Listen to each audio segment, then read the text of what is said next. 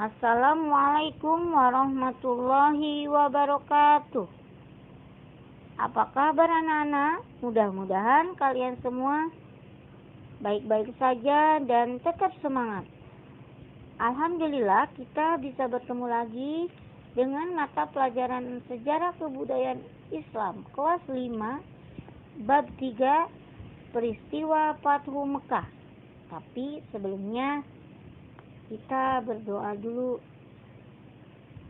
Bismillahirrahmanirrahim. Allahumma inni as'aluka ilman nafi'a wa rizqan thayyiba wa amalan mutaqabbalan. Amin amin ya rabbal alamin. Mudah-mudahan Allah melancarkan kita dalam mendapatkan ilmu yang bermanfaat dan rezeki yang baik. Baiklah, kita lanjutkan dengan SKI bab 3 peristiwa Fathu Mekah bagian D, yaitu cara-cara Rasulullah dalam menghindari pertumpahan darah dengan kaum kafir Quraisy pada peristiwa Fathu Mekah ya. Kalian bisa lihat di buku paket halaman 52. Ya. Sebelum memasuki kota Mekah, kaum muslimin berkemah di sebuah daerah yang bernama Mar al-Jahran. Nah, Rasulullah membuat strategi membuat sebuah api unggun besar ya. Api unggun besar ya, sehingga jika dilihat penduduk Mekah menyebarkan rasa takut, ya tujuannya itu strategi Rasul. Nah, keberadaan api unggun itu ternyata langsung memancing keingintahuan Abu Sufyan yang sedang melakukan pengintaian. Ya, akhirnya Abu Sufyan didampingi oleh Abbas bin Abdul Muthalib menghadap Nabi Muhammad untuk menyatakan syahadat bahwa tiada Tuhan selain Allah dan Muhammad adalah utusan Allah. Jadi akhirnya Abu Sufyan masuk Islam. Selanjutnya Rasulullah melakukan persiapan secara diam-diam. Dia lalu berdoa, "Ya Allah, tutuplah mata-mata Quraisy agar mereka tidak melihatku kecuali secara tiba-tiba." Jadi itu doa Rasul, supaya orang kafir Quraisy tidak melihat dia walaupun dia melewatinya.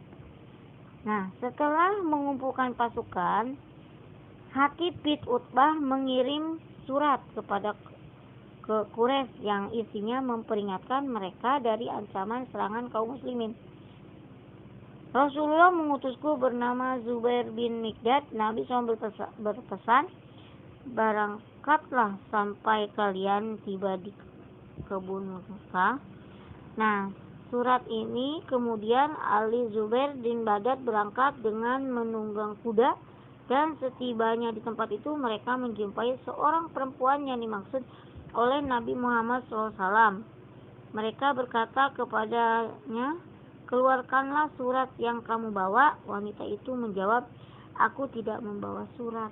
Akhirnya mereka menggertak, "Keluarkan surat itu, kalau tidak engkau akan kami telanjangi." Kemudian wanita tersebut mengeluarkan surat yang dibawanya dan dari gelungannya ya, gelungan rambut. Mereka kemudian segera pulang menyampaikan isyarat itu dari Hatib bin Balita kepada kaum musyrikin yang mengabarkan sebagian rencana yang hendak dilakukan Nabi. Itu. Jadi suratnya, "Hai Hatib, apa maksud suratmu itu?" Ia menjawab, "Wahai Rasulullah, jangan buru-buru diriku. Aku mempunyai hubungan erat sekali dengan Quraisy, yakni aku bagian dari mereka, di antara mereka yang menjaga keluarga, harta benda mereka. Sekalipun orang-orang Quraisy itu tidak mempunyai hubungan, di antara mereka mau jaga kaum kerabatku." Nah, itu perkataan ini.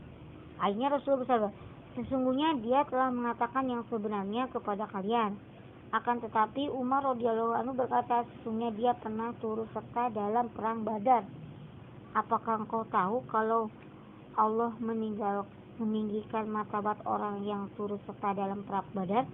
Lalu Allah berfirman, berbuatlah sekehendak kalian, nah, kalian akan kuampuni. Itu. Nah, sehubungan dengan peristiwa itu, akhirnya Allah menurunkan Quran surat Al-Mumtahanah ayat 1 ya, surat ke-60 ayat 1 ya. Di situ nanti kamu bisa lihat. Nah, akhirnya seluruh pasukan muslim berhasil memasuki kota Mekah tanpa menumpahkan darah, kecuali pasukan Khalid bin Khalid yang mendapat perlawanan dari sekelompok kaum Quraisy yang dipimpin oleh Ikrimah bin Abu Jahal ya. Jadi yang melawan ahli Badr adalah kaum Quraisy yang dipimpin oleh Ikrimah bin Abu Jahal. Pertempuran kecil tersebut mengakibatkan 2 orang tentara Islam mati syahid. Nah, kaum muslimin berhasil mengumpulkan pasukan sejumlah 10.000 tentara. Pada saat itu keadaan sudah terbalik. Kaum muslimin Quraisy tidak cukup kuat. Kaum Quraisy tidak cukup kuat untuk bertempur melawan pasukan muslimin. Hanya sebagian kecil saja yang melakukan perlawanan, yaitu kaum Ikrimah dan Sufyan. Selebihnya mereka meletakkan senjata.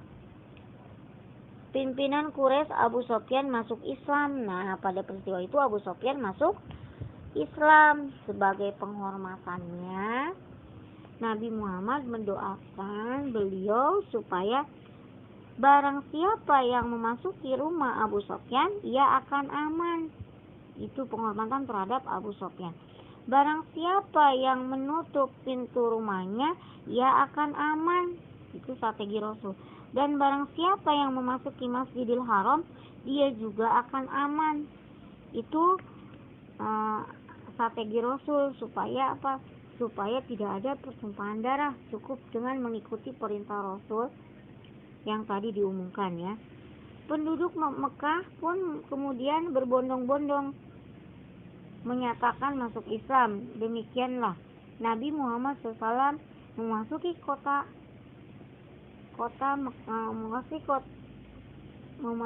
kota yang pernah begitu kejam kepadanya. Akan tetapi Nabi Muhammad tidak pernah merasa dendam. Nah, sekarang kota Mekah benar-benar di bawah kekuasaan Nabi Muhammad. Pada saat kemenangan itu, setiap kejahatan yang pernah beliau derita dilupakan. Setiap luka yang menimpa telah diampuni. Nah, pengampunan umum diberikan kepada penduduk Mekah. Jadi ada pengumpulan umum, jadi asal damai aja. Tujuan Nabi Muhammad supaya damai. Nabi Muhammad SAW membagi pasukan menjadi 4 bagian. Bagian selatan dipimpin oleh Khalid bin Walid. Bagian barat dipimpin oleh Sa'ad bin Ubaidah. Bagian utara dipimpin oleh Zubair bin Awam. Bagian timur dipimpin oleh Abu Ubaidah bin Abu Zarah bersama Nabi Muhammad.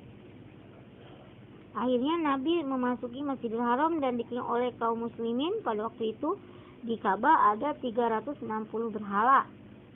Nabi Muhammad setelah menghancurkannya supaya tidak ada berhala lagi, dan Nabi Muhammad membacakan firman Allah yang artinya kebenaran sudah datang dan kebatilan telah lenyap. Sungguh yang batil itu adalah sesuatu yang pasti lenyap. Quran surat Al-Isra ayat 81. Nah, Nabi Muhammad kemudian berpaling kepada penduduk Mekah dan berkata, "Wahai orang-orang Quraisy, apa yang kira-kira akan saya lakukan terhadap kalian?" Mereka menjawab, "Pasti sesuatu yang baik, karena engkau adalah saudara yang baik dan akan memperlakukan seorang saudara dengan baik." Nabi Muhammad berkata, "Pergilah, sesungguhnya kalian bebas."